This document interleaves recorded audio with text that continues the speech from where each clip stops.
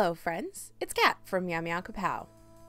If you haven't already seen my first video about what well-inked box is, I've put a link in the iCards as well as in the doobly-doo. Please check it out because seriously, well-inked box is very different from other subscription boxes, and it's best to hear all the details from past Kat, who made sure to lay it all out clearly. Don't worry, I'll still be here for you when you're ready to see what we got this month. Which, by the way, was a quote card that also has the supplies listed on the back, a couple of pins, a very green Posca pen, a broad Uniball Signo pen in white, a gold Jelly Roll pen, and a traveler's notebook from Pentalic filled entirely with black paper. Also, I want to thank Well Inked Box for sending me this box for free. Y'all know by now that I honestly can't be paid to change my opinions, so I promise I will call them like I see them, as always. And please, if you like my honest reviews and haven't already, consider subscribing and throwing a like my way. Now, I must admit, when I first saw these supplies, I was not only confused, I was kind of stumped. Yes, black paper is cool, but like, what am I supposed to do with these tools? I tested them all on a page in the back first, and they're all very bright and very opaque, and I happen to own variations on all of these pens, though not exactly these pens, so I know they're all great quality, I just wasn't sure what to do with them, especially if, like most subscription boxes, I only used the supplies provided. So I cheated. Just a little. I hope you'll forgive me because I eventually used my own pencil to sketch out rough ideas, which, by the way, graphite shows up well enough to be seen before you add anything else to the paper, but is super inconspicuous after you've drawn on top of it to be nearly invisible. And I used a water brush to smear the two water-soluble pens and try to get some shading. Oh, and I used the black Sharpie pen that Mickey from Malamic Art gave me if I accidentally didn't save enough of the black from the paper while making negative shapes. Thanks, Mickey! It was actually the only thing I had that worked properly. Thinking about it from an honest point of view, it would be easy to feel underwhelmed by this collection of supplies, and I'll admit, I was wrong to do so at first as well. If you consider what the point of a subscription box is, it's generally to introduce you to supplies you will, hopefully, love, and hopefully supplies that work well together. It's not to provide you with 4,000 of the same alcohol marker and 82 different pencil sharpeners. It's hopefully to give you a chance to play with something you may not have considered before. Now, like I said, I just happen to own a Posca pen, though not in green. I happen to own Uniball Signo gel pens, though I only got the broad one recently for my white gel pen comparison video. And I happen to have some Jelly Roll pens, though not in gold. I even happen to own a Pentalic Traveler's Journal, though not with black paper.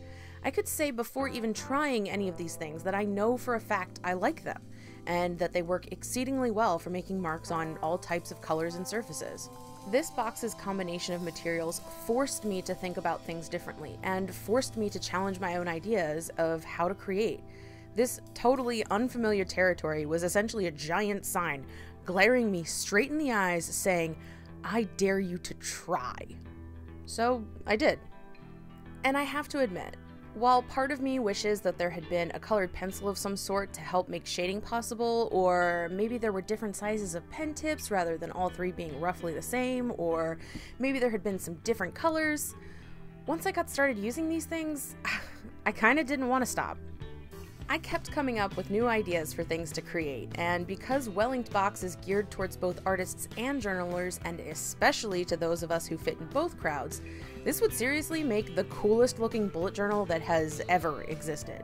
Though I do have to mention some issues with the supplies that need to be taken into consideration. The Pentalic book itself is, in my mind, the real core of the whole thing. I suspect this is where the concept of this entire box started, and it's absolutely the highest priced item in the whole set. The labeling states that there are 160 pages, so I took the time to count the paper.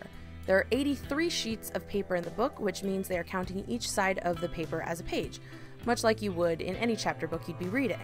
It does have a pocket in the back for storing little goodies if you need to, and there's an elastic band and bookmark to keep the pages closed, but also keep your spot.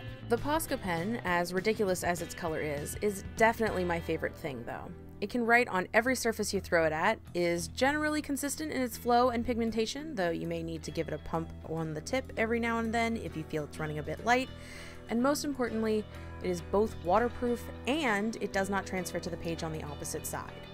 As crisp and clean and beautiful as the white Uniball Signo pen is, its biggest problem was one I would have never noticed before this. For some reason, even if it has been dry for hours, this pen will transfer to any page that it is touching.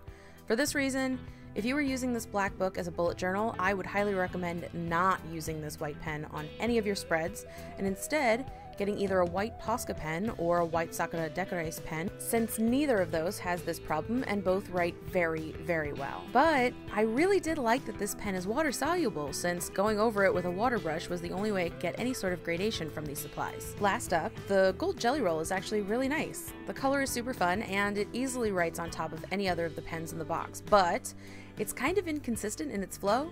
Sometimes, if I hadn't used it for a couple of hours, the first couple of strokes I'd make with it would be sort of gloopy, and there would be a sticky, thick, and sort of gross amount of ink flowing from the tip.